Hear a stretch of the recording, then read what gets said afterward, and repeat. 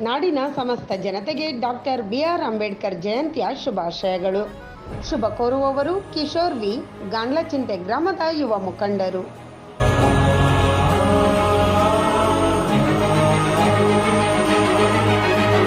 ರಾಷ್ಟ್ರ ಸಂವಿಧಾನಕ್ಕೆ ನೀನೆ ಶಿಲ್ಪಿಯು ದಾರಿದೀಪವು ನೀನೆ ಕಲಿಸಿಕೊಟ್ಟೆ ಸಮಾನತೆಯನು ಏಕತೆಯನು. ರಾಷ್ಟ್ರ ಸಂವಿಧಾನಕ್ಕೆ ನೀನೆ ಶಿಲ್ಪಿಯು ನೀನೆ ಕಲಿಸಿಕೊಟ್ಟೆ ಸಮಾನತೆಯನು.